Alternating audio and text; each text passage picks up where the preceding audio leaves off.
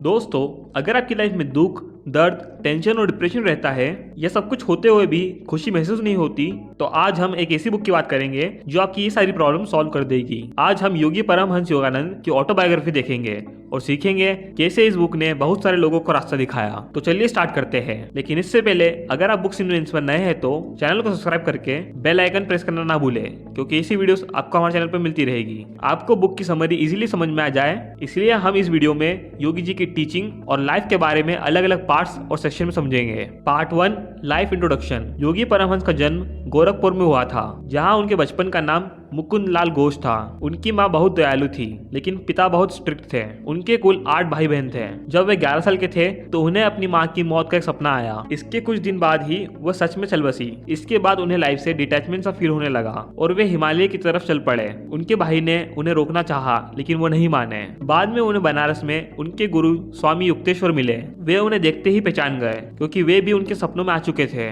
दोनों ही गुरु शिष्य बन गए। गुरु ने उन्हें क्रिया योग सिखाया, जिसके बाद योगी जी हमेशा मेडिटेशन में लीन रहने लगे। 1915 में योगी जी ने कोलकाता के तिरुमपुर कॉलेज में ग्रेजुएशन किया और 1917 में उन्होंने दीहिका में लड़कों के लिए एक स्कूल खोला, जहां उन्हें योगी जी की शिक्षा दी जाती थी। 3 साल बाद 1920 में वह अमेरिका चले गए। वहां उनके लेक्चर्स बहुत लोकप्रिय हुए और बहुत से लोग उनके फॉलोअर्स बन गए। योगी परमहंस योगानंद को पहली बार वेस्टर्न कल्चर को क्रिया योग से अवेयर कराने का क्रेडिट दिया जाता है। अपने जीवन में वे अनेक महान लोगों से मिले, जिसमें प्रमुख थे जेसी बोस, न्यूमैन, श्री आनंदमयी माँ, गांधी जी, रविन्द्रनाथ टैगोर, सर सीवी रमन और लूथर बर्बैंक। 1952 में अमेरिका में ही उनका देहांत हो गया। Part 2, teaching. इस पार्ट में हम योगी जी की टीचिंग के बारे में जानेंगे, जिन्हें समझकर और प्रैक्टिस करके हम मेंटल पीस और हैप्पीनेस पा सकते हैं। First, self realization. दोस्तों, इस दुनिया में कुछ भी करने से पहले इंसान को सेल्फ रियलाइजेशन करना चाहिए। मतलब ये जानना चाहिए कि वह कौन है, उसका पर्पस क्या है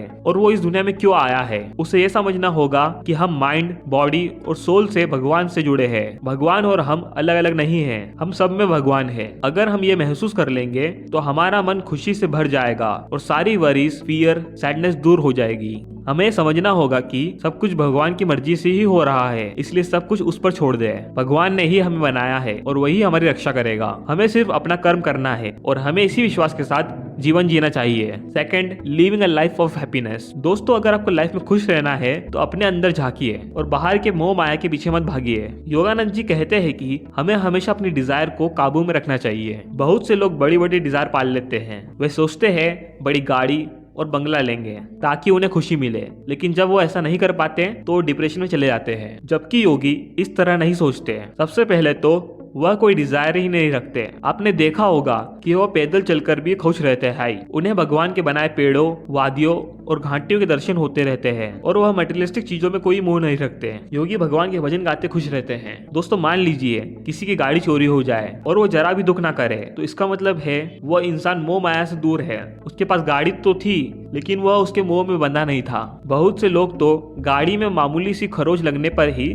चिल्लाने लग जाते हैं, क्योंकि वे मोह माया में फंसे हुए हैं। वे चीजों से अटैच हो गए हैं और जब वह चीज खो जाती है तो उन्हें दुख पहुंचता है। यह मोह माया ही दुखों का कारण है। इसलिए अगर सूखी रोटी मिले तो भी खुश रहिए और 56 भोग मिले तो भी। यही सच्ची खुशी का राज है। Third, living in purpose and being purposeful. दोस्तों, अपने पर्पस या जिंदगी के मकसद को पहचाने। हमारा सबसे बड़ा पर्पस सच्ची खुशी अचीव करना है, लेकिन लोग इसे गलत तरीके से इंटरप्रेट करते हैं। वे सोचते हैं कि दूसरों को हराकर खुशी मिलेगी या मटेरियलिस्टिक चीजों से जुड़ने से खुशी मिलेगी, लेकिन यही उनका सबसे बड़ा भ्रम है। बाहर से तो वे खुश दिखाई देते हैं, लेकिन अंदर से उनकी आत्मा दुखी रहती है। अगर आपको सच्ची खुशी चाहिए तो इस बात का ध्यान रखें कि आपके आसपास के लोग भी खुश हैं। दोस्तों, धन दौलत के घमंड से असली दोस्त दूर हो जाते हैं और चापलूस आपके पीछे पड़ जाते हैं, जो एक दिन आपको नीचे की तरफ ले जाएंगे। इसलिए सच्ची खुशी पाने के लिए लोगों की खुशी का ध्यान रखिए। योगी की तरह सिंपल लिविंग में भी खुश रहिए और किसी भी चीज के मोह में ना बंधिए। फोर्थ,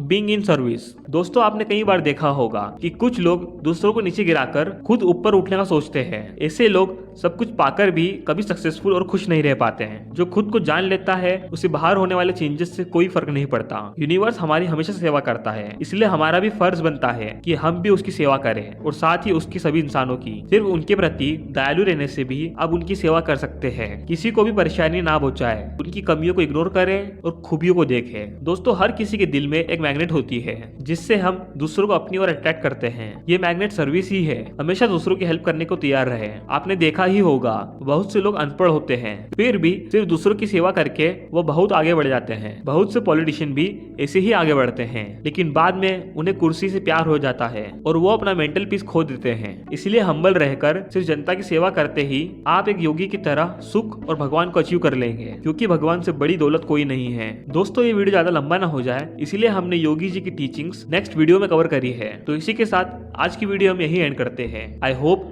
आपको इससे कुछ नया सीखने को मिला होगा। अगर आपको वीडियो पसंद आई तो इसे लाइक करना ना भूलें और इस वीडियो देखने के लिए हमारे चैनल को सब्सक्राइब करें और कमेंट करके हमें बताएं कि आप नेक्स्ट किस बुक की समरी देखना पसंद करोगे। तब तक के लिए धन्यवाद।